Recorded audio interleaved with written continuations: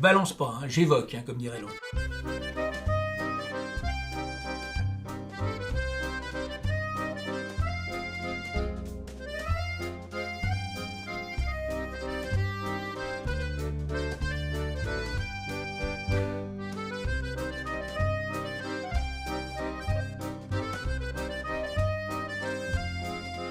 Alors, cette rencontre avec Louis Chevalier a été décisive parce que dans ses livres, d'un abord pas toujours facile, il faut bien le dire, et je m'y suis remis à une fois ou deux avant de lire, je ne sais plus, peut-être Les Classes laborieuses, qui, à mon sens, n'est pas le livre qu'il préférait, Chevalier.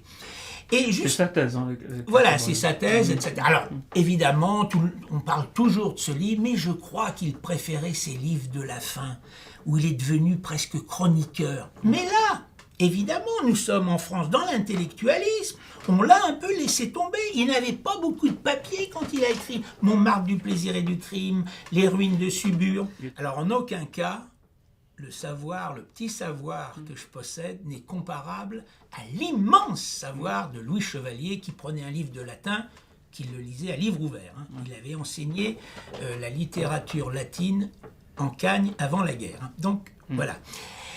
Louis Chevalier, eh bien, il était d'un milieu, il était de Vendée, ses parents étaient des petits commerçants, il était venu à Paris assez jeune, et en vacances, au coin de la rue du Caire et du boulevard du Sébasto. Et là, le fils de la concierge, il était devenu avec le fils de la concierge. Et ils allaient un petit peu à Montmartre.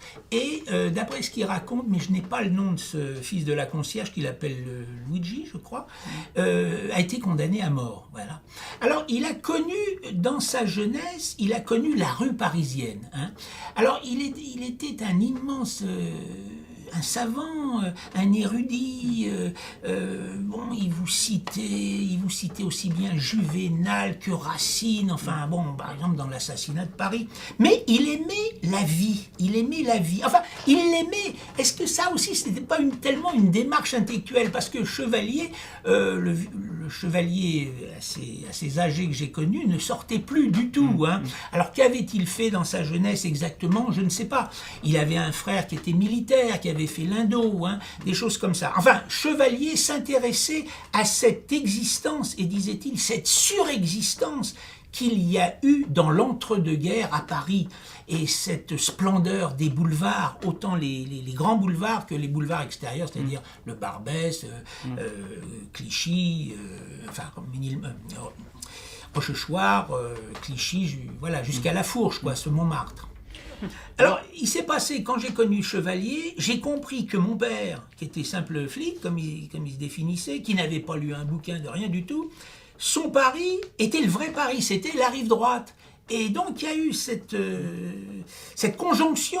Je me suis dit, merde, mais mon père, empiriquement, c'était la rive droite, et Chevalier aussi. C'était le plaisir. Et puis, c'était vraiment la ville. Parce que, autrefois, la rive gauche, c'était l'université, n'est-ce pas? On pense. Hein. C'était vraiment un employé modèle, Monsieur William. Alors, ma nostalgie, elle remonte à loin. J'écris un journal intime depuis ma 18e année. Hein. Et j'étais déjà nostalgique à ce moment-là d'époques que je n'avais pas connues. Pourquoi?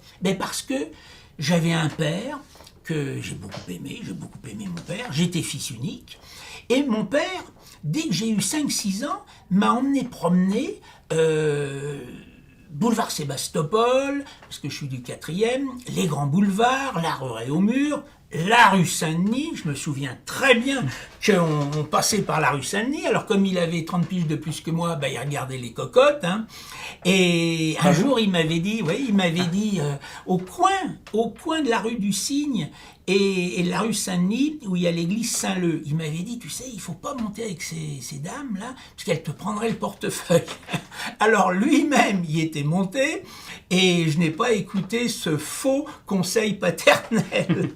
Voilà, alors cette nostalgie des rues, il m'expliquait, mon père n'avait rien lu. Mon père, c'était une connaissance empirique de Paris, il était venu en 36.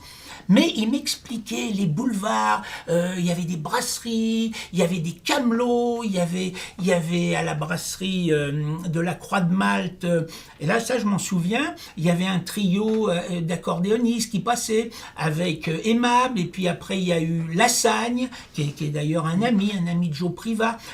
Alors ça c'est le Paris des années 50. Alors il me reste quelques images. Alors c'est un peu noir, c'est gris, les gens ont froid, je vois plutôt l'hiver moi. Ils ont des gros manteaux, il y a des braseros, on vend des marrons, vous voyez. Eh ben je regrette ça parce que mon père me racontait l'avant-guerre et il savait raconter ça.